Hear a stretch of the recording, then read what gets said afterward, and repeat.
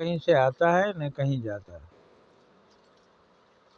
द्रव्य की अविनाशिता का नियम है, कोई भी चीज़ नष्ट नहीं होता, उसका रूप बदल जाता है।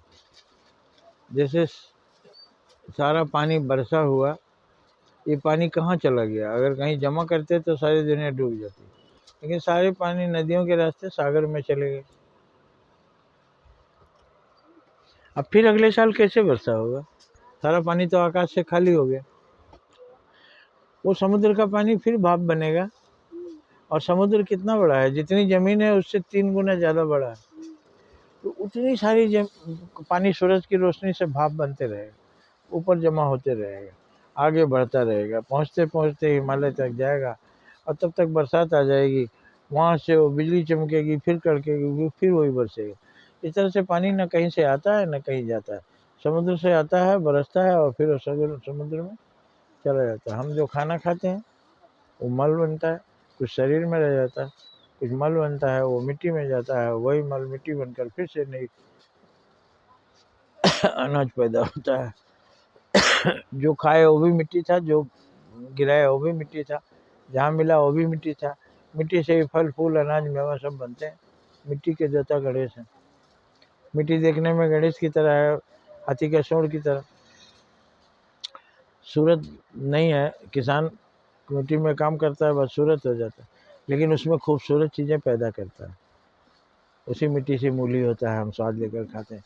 गाजर होता है, शकरकंद होता है, उसी मिट्टी से पेड़ निकलता है, इसमें आम सुंदर सुंदर होते हैं, अमरूद होते हैं। तो कहाँ से आया? मिट्टी से ही तो आया। तो इस तरह से जब आदमी मर जाता है तो फिर मिट्टी में मिला दिया जाता है, कोई जला दिया जाता है, मिट्टी में पंचतत्व विलीन हो गए। 5 तत्वों से बना हुआ ये शरीर है। क्षिति जल पावक गगन समीरा, पंच रचित यह अधम शरीरा। ऐसा हिंदू धर्म शास्त्र ने कहा। क्षिति मने मिट्टी, जल, पावक मने अग्नि, गगन आकाश तत्व, समीरा हवा, ये 5 चीज से शरीर बना। और जब ये मरने के बाद जला दिया जाता है तो पांचों तत्व पांचों में मिल जाता है। मिट्टी का मिट्टी में, पानी का पानी में, अग्नि का अग्नि ले लेता है, आकाश तत्व ऊपर चला जाता है, हवा हवा में मिल जाता है। तो नष्ट कहाँ हुआ? 5 मिलकर शरीर बनाए और फिर 5वें विखंडित हो गए। कोई भी चीज़ नष्ट नहीं होता है। आत्मा, एक आदमी मर जाता है, कैसे मर जाता है? तो शरीर से वो आत्मा निकल जाती है, और फिर आत्मा नए शरीर में घुस जाती है। तो नए शरीर में प्रवेश करना यही मृत्यु है। मृत्यु कुछ नहीं है, कोई खत्म नहीं होता। मृत्यु है एक जगह से दूसरी जगह, मृत्यु देहांतर प्राप्ति, दूसरे शरीर में जाना ही मृत्यु कहलाता है। तो आशा है आप द्रव्य की अविनाशिता का नियम समझ गए होंगे। सब सब रहता है, कोई भी खत्म नहीं होता, केवल उसका रूप बदलता है। इसलिए हमें ये चिंता नहीं करना चाहिए कि पानी कहाँ से आया। पानी पीते हैं, भोजन हजम कर देता है, कुछ नमी उधर चली जाती है, मल के साथ कुछ नमी पसीने के रूप में निकल जाती है, तो फिर पानी पीते हैं। हम कार्बन डाइऑक्साइड छोड़ते हैं, पेड़ उसको ले लेता है, CO2 O2 मुक्त कर देता है, कार्बन खा लेता है।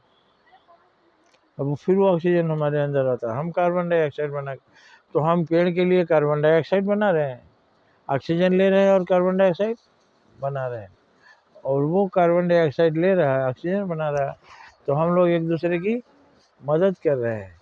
आदमी पेड़ को कार्बन डाइऑक्साइड दे रहा है, उसमें से वो कार्बन लेके ऑक्सीजन दे रहा है, तो हम उसके लिए भोजन दे रहे हैं, वो हमें भोजन दे रहा है। ये तो चल रहा है। जय हिंद, जय भारत।